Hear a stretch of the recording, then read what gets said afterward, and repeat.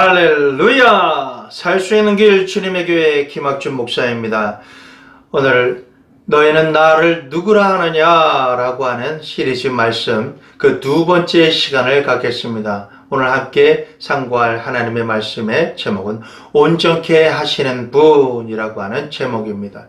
히브리서 12장 2절 말씀을 읽겠습니다. 믿음의 주여 또 온전케 하시는 이인 예수를 바라보자.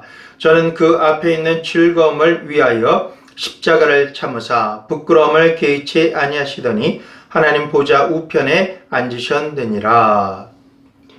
예수님께서 너희는 나를 누구라 하느냐라고 하는 질문을 하실 때 우리의 믿음의 고백을 통해서 하나님께서는 역사하십니다. 오늘은 나팔절입니다.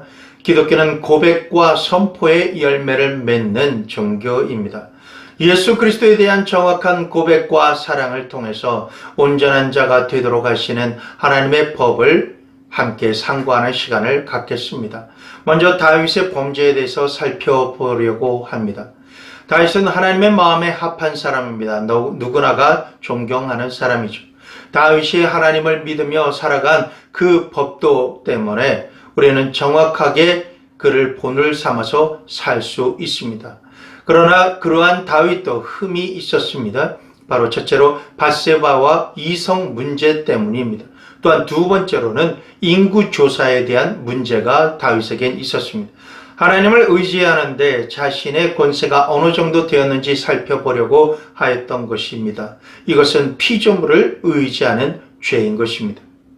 이 사건을 통해서 저는 교훈이 우리에게 있습니다. 첫 번째로는 피조물을 의지하는 것이 죄다라는 것입니다. 죄를 대수롭지 않게 그리고 흔하게 생각하지 말아야 됩니다. 두 번째로는 피조물을 의지하는 자에게는 반드시 재앙이 온다라는 것입니다. 모든 것을 빼앗깁니다. 이사야서 3장 1절에서 3절 말씀을 보겠습니다. 보라, 주 만군의 여호와께서 예루살렘과 유다에 의뢰하며 의지하는 것을 제하여 버리시되 곧 그 의뢰하는 모든 양식과 그 의뢰하는 모든 물과 용사와 전사와 재판관과 선지자와 복술자와 장로와 50부장과 귀인과 모사와 공교한 장인과 능란한 요술자를 그리하실 것이며, 세 번째로는 죄에는 반드시 보응이 따른다라는 것입니다. 3일간 백성이 온역으로 7만 명이 죽게 되는 사건이 일어납니다. 사무엘하 24장 13절에서 15절 말씀을 보겠습니다. 13절 갓 선지자 갓이 다윗에게 이르러 고하여 가로되 첫째, 왕의 땅에 7년 기근이 있을 것이니까. 두 번째, 왕이 왕의 대적에게 쫓겨 석 달을 그 앞에서 도망하실 것이니까. 세 번째, 왕의 땅에 3일 동안 온역이 있을 것이니까. 왕은 생각하여 보고 나를 보내신 이에게 대답하게 하소서. 다윗이 갓에게 이르되 내가 공경에 있도다. 여호와께서는 긍휼이 크시니 우리가 여호와의 손에 빠지고 내가 사람의 손에 빠지지 않기를 원하노라. 이에 여호와께서 그 아침부터 정하신 때까지 온역을 부엘 이스라엘에게 내리시니 단부터 부엘세바까지 백성의 죽은 자가 7만이니라. 여호와 하나님께서 선지자 갓을 보내셔서 다윗이 인구조사를 통해 하나님의 진노하심의 징계를 받게 된다는 내용입니다. 갓은 하나님의 메시지를 다윗에게 선포하고 다윗은 입술의 고백을 통해서 사람의 손에 빠지지 않기를 원하노라 라고 고백합니다. 이에 인구조사를 통해서 나와 함께한 백성들을 의지하지 않기를 원합니다 라고 하는 고백이 되어졌는데요. 세 번째 제안을 선택한 것입니다. 여호와께서 그 고백을 들으시고 다윗이 의지해서 계수했던 백성 7만 명을 아침부터 정하신 때까지 그리고 지정하신 지역 단에서 부엘세바까지 온역으로 말미암아 다 죽게 하십니다. 이 말씀의 시작은 이렇습니다. 다윗이 하나님보다 피조물을 의지하는 믿음 또한 마음을 아시게 되자 사무엘하 24장 1절에 여호와께서 다시 이스라엘을 향하여 진노하사 저희를 치시려고 다윗을 감동시키사 가서 이스라엘과 유다의 인구를 조사하라 하신지라. 하나님의 법과 법도를 어기며 계속해서 살아가는 것을 하나님께서 보시면 법을 어기면 징계가 있는데 오래 참아 주시긴 하시지만 끝내 거역해서 진노하심에 이르게 되면 여호와 하나님께서는 돌이키거나 회개하게 하시기보다는 훈계하시고 징계하시고 벌을 내리시는 것입니다. 이 일에 대해서 우리가 깨어서 하나님의 뜻과 마음을 항상 살펴야 합니다. 하나님의 말씀을 왜곡하거나 내 뜻을 이루는데 하나님의 말씀을 합리화시켜서 말씀하시는 대로 사는 것이 아니라 내가 보기에 좋고 내가 행하기 원하는 대로 하는 것을 내가 잘하는 것이라고 믿고 행하게 되면 그것은 끝내 하나님의 말씀에 어긋나기 때문에 범죄가 되고 재앙을 만나게 되는 것입니다. 자, 이제 온전함의 그 법도를 살펴보려 합니다. 첫째, 온전함의 근원은 하나님이십니다. 마태복음 5장 48절입니다. 그러므로 하늘에 계신 너희 아버지의 온전하심과 같이 너희도 온전하라.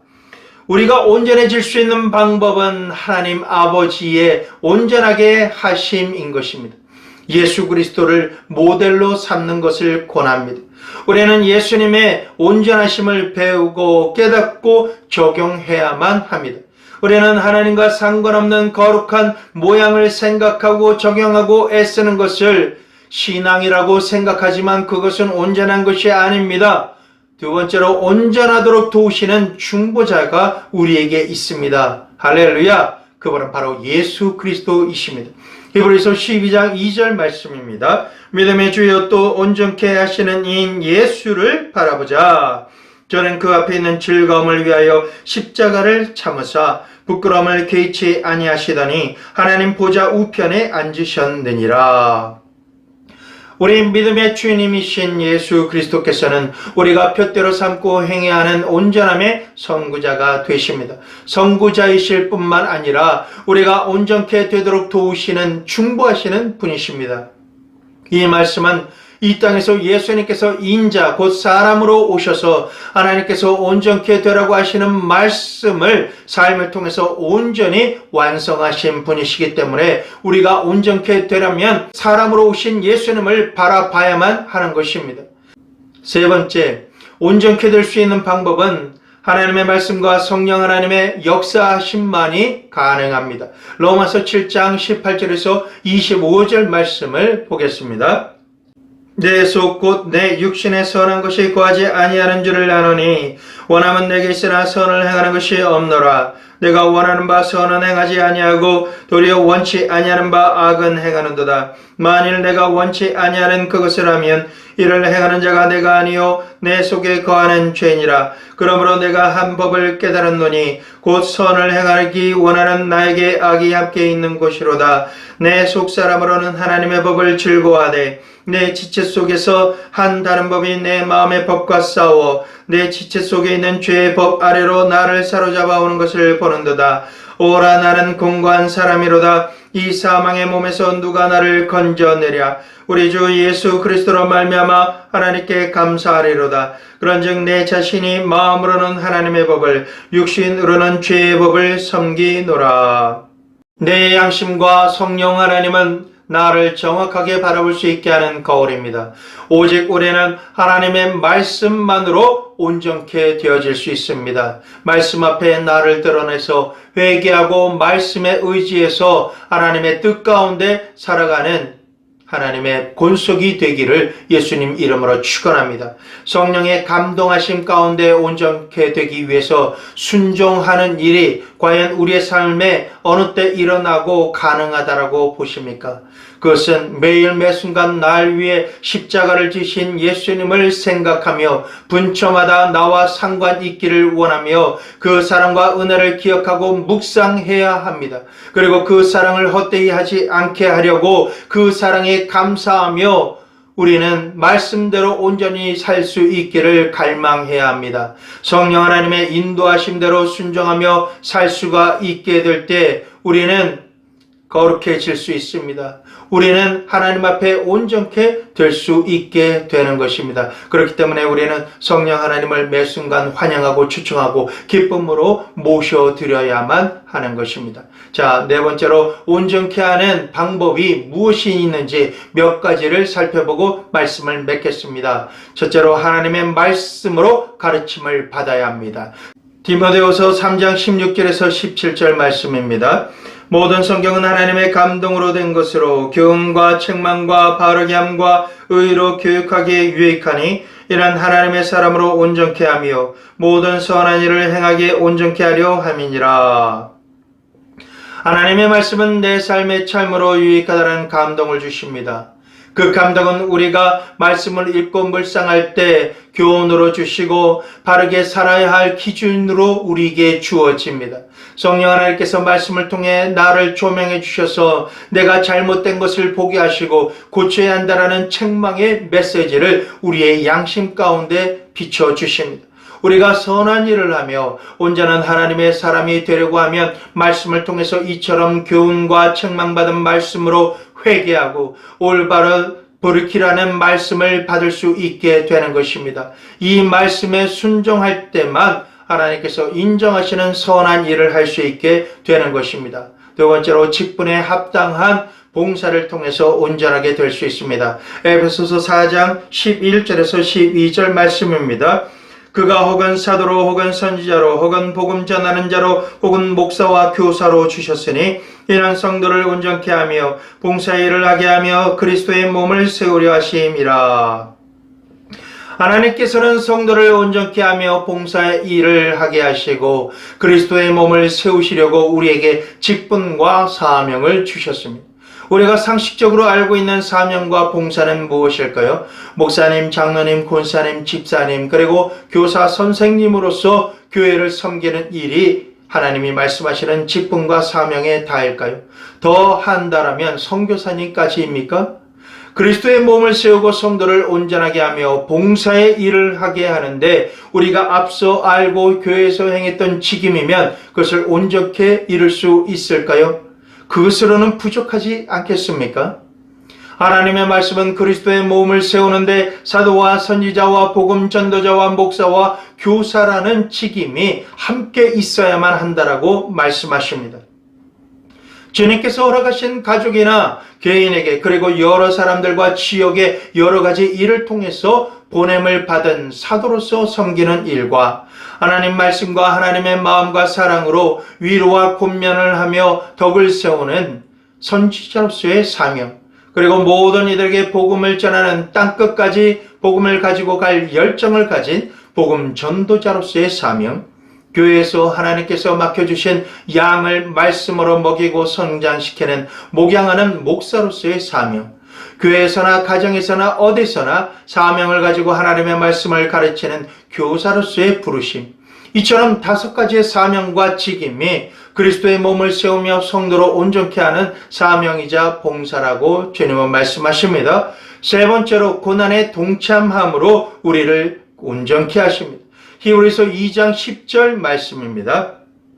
만물이 인하고 만물이 말미암은 자에게는 많은 아들을 이끌어 영광에 들어가게 하시는 일에 저희 구원의 주를 고난으로 말미암아 온전케 하심이 합당하도다. 예수님의 고난은 구원을 온전히 이루시기에 합당하십니다. 예수님의 고난으로 말미암아 예수님으로 인해 양자가 된 사람들이 하나님의 영광으로 들어가게 된 것입니다. 로마서 8장 17절 말씀 봅니다. 자네이면 또한 후사 곧 하나님의 후사요 그리스도와 함께한 후사니 우리가 그와 함께 영광을 받기 위하여 고난도 함께 받아야 될 것이니라. 예수님으로 말미암아 유업을 가지게 되고 영광에 참여하게 된 우리가 예수님과 함께하는 복된 삶 가운데 고난에도 주와 함께 참여해야 하는 것입니다. 고난은 싫고 복과 영광만 누리겠습니다 라고 하면 고난이 올 때 믿음과 구원에서 떨려나게 됩니다.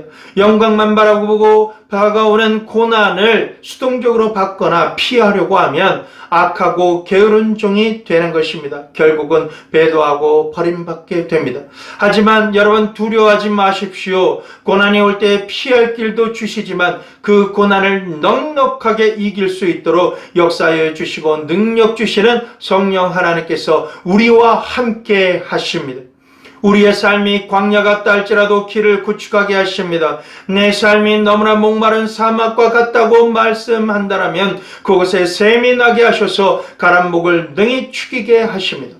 주님은 고난 가운데 하나님과 동행하는 자의 순종함을 통해 광야라 할지라도 시온의 대로가 구축되게 하시며 능력이 되어주시는 분이십니다.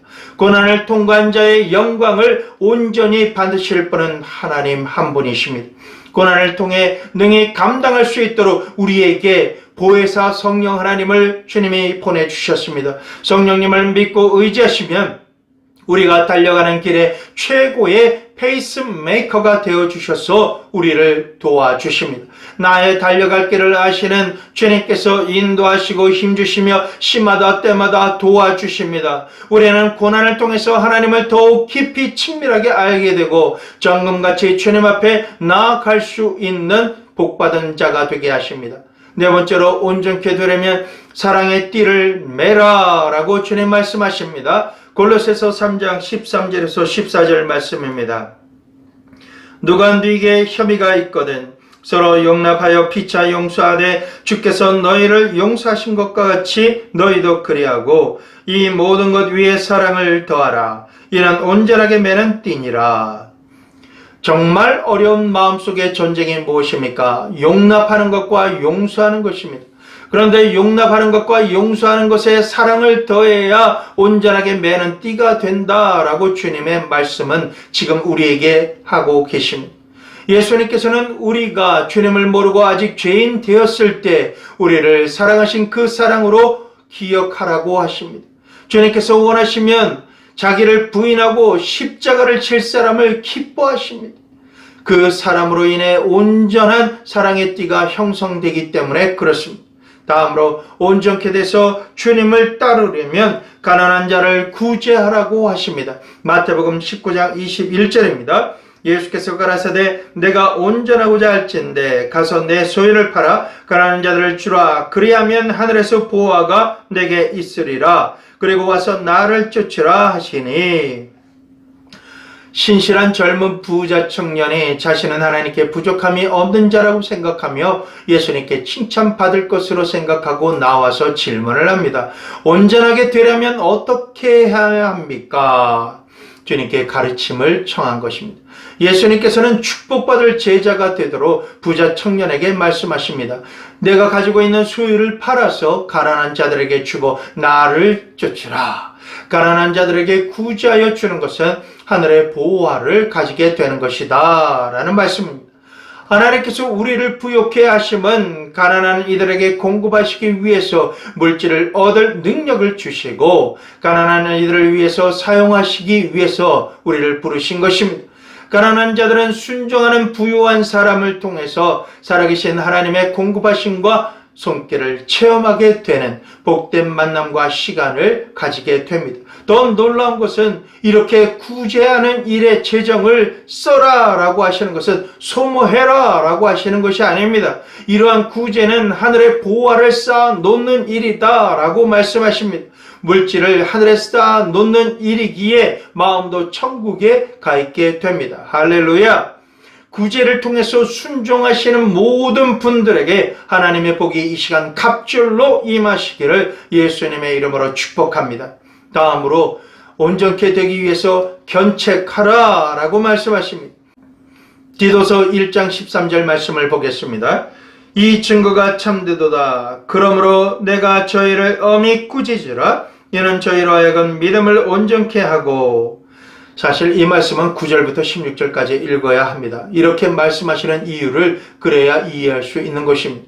하나님의 말씀을 그대로 지킬 것과 바른 교훈을 가지고 살 것을 권면하지만 주님은 이 말씀을 거스려 말하는 자가 있기 때문에 그를 책망하라 라고 하시는 것입니다. 하나님의 말씀을 거스르는 이들이 누구일까요? 자칭 하나님께 속한 신실한 사람이라고 하는 할례당입니다. 할례당의 의미는 형식에만 치우쳐서 율법주의자로 사는 사람을 말합니다. 하나님의 말씀을 복종치 아니할 뿐만 아니라 하나님의 말씀하시지 않으신 헛된 말을 하고 속이는 자들입니다. 이들은 자신의 어떤 형태로든 더러운 이득을 보려고 마땅히 아니해야 할 것을 가르쳐서 하나님의 백성을 말씀 앞에 온통 넘어지게 하는 일을 하는 자입니다. 특히 선지자를 통해 그레데인을 책망하십니다. 그레데인은 항상 거짓말쟁이며 악한 짐승이며 배만 위하는 게으름장이를 뜻합니다. 그들은 하나님을 입으로는 시인하나 행으로는 부인하며 가증한 자요 복종치 아니하는 자요 모든 선한 일을 버리는 자입니다. 유대인이나 자칭 유대인이라고 하는 이들이 책망을 받은 것은 헛다란 이야기와 진리를 배반하는 사람들의 명령을 쫓지 않게 하시려고 교훈을 주고 따르게 하려 하시는 것입니다. 하나님께서는 이러한 자들을 엄히 꾸짖을 때 그리스도의 몸이 그리고 그리스도의 성도가 믿음으로 온전하게 된다라고 말씀하시는 것입니다. 모든 것이 가하나 가한 것으로 여기지 아니하고 예할 것은 예하고 아니오할 것은 아니오할지니라고 하나님께서 말씀하십니다. 믿음 안에서도 말씀과 열매로 분별해서 관계의 선을 분명하게 그어야 할 것입니다. 어떤 사람이 믿음의 말을 하고 많은 사람들이 함께하며 오랜 전통을 가지고 있다라고 해도 할례당이다 그레데인이나 유대인이라고 할지라도 하나님 말씀대로 살지 않고 자신의 믿음의 말처럼 자신이 살지 않는다라면 책망하되 그 책망을 받지 않으면 그들에게서 떠나거나 심히 경계한다라고 말씀하십니다. 믿음과 능력이 부족함을 걱정하지 마세요. 말씀대로 살려고 선택했다라면 성령 하나님께 구할 때 언제든지 능히 도우실 것입니다. 분별해야 할 요소가 있습니다. 자기의 양심과 성령님은 속이지 못하는 것을 아셔야 합니다. 그 수준을 넘었다라면 이미 양심에 화인 맞은 자가 된 것입니다. 주님의 말씀에서 이미 떠난 사람이 된 것입니다. 말씀을 알지만 양심이 그를 돌이키거나 회개하도록 역사하지 않으면 그를 떠나야 합니다. 영적인 시각장애를 가진 지도자를 따르게 되면 모두가 망하게 됩니다. 그리고 스스로도 하나님 앞에서 하나님의 뜻과 말씀을 행한다라고 하지만 자기 이익만을 추구하고 자기의 배만을 부르게 하려는 것은 그러한 동기가 있다라면 그리고 그것이 감지가 되어진다라면 즉시 하나님께 돌이키고 회개해야만 하는 것입니다. 헛된 소리로 사람들을 미혹시켜서 허탄하게 만들며 세상 욕심과 유혹을 취하게 하고 자기의 사람을 만들려고 하나님의 말씀을 이용하거나 왜곡시킨다라면 그리고 합리화시키면 그에게서 우리는 빨리 돌이켜야 합니다. 다음으로 말의 실수가 없어야 온전해집니다. 야고보서 3장 2절 말씀을 보겠습니다. 우리가 다 실수가 많으니 만일 말의 실수가 없는 자면 곧 온전한 사람이라 능히 온 몸도 굴레 씌우리라. 우리는 말의 실수가 많은 사람이라는 우리의 죄성을 똑바로 알아야 합니다. 이 부분에 항상 경계하고 깨어 있어야 합니다. 성령 하나님께서 우리를 도우실 것을 믿고 간구하십시오. 주님, 저의 입술을 주장하여 주십시오. 저를 다스려 주십시오. 지혜의 말을 할 수 있도록 해와 주시옵소서라고 하십시오. 예할 것은 예하고 아니할 것은 아니라고 말하십시오. 그리고 상황에 맞는 말을 할 수 있도록 제어할 수 있는 능력으로 함께 해 주시기를 성령님께 간구해야 합니다. 입술에 하나님께서 하실 말씀을 주시면 우리는 존귀한 자가 되고 온전한 자가 될 수 있습니다. 자, 이제 끝으로 온전한 자가 얻을 수 있는 결과를 나누고 말씀을 맺겠습니다. 온전한 자는 하나님께 나아갈 수 있게 됩니다. 항상 회개하며 맑은 물로 씻김을 받고 주를 의지하는 자가 된다라는 것입니다. 히브리서 10장 22절 말씀을 봅니다. 우리가 마음의 뿌림을 받아 양심의 악을 깨닫고 몸을 맑은 물로 씻었으니 참 마음과 온전한 믿음으로 하나님께 나아가자. 하나님께 나아가는 온전한 믿음의 그 길을 이 말씀이 제시해 주고 계십니다. 예수님의 물로 씻기고 보혈로 정결하게 되고 마음의 죄와 강팍함과 양심의 악을 깨닫고 버리고 떠나는 자가 되는 것입니다. 예수님께서 나를 위해 영원히 그리고 단번에 영단번에 죽으심으로 우리가 거룩하게 되었습니다. 거룩하게 하신 이들을 영원히 온전하게 하시기 위해서 지금도 하나님 우편에서 우리를 위해서 예수님께서는 중보기도 하고 계신 것입니다. 예수님께서는 온전하게 된 우리를 통해서 원수를 이기게 하시고 원수로 예수님의 발등상이 되게 하시기까지 중보하십니다. 우리의 승리는 예수님께 올려드릴 승리입니다. 그래서 우리는 반드시 승리해야 합니다. 예수님께서는 우리를 회개하게 하시고 거듭나게 하시며 온전하게 되도록 성령을 쫓아 행하게 하십니다.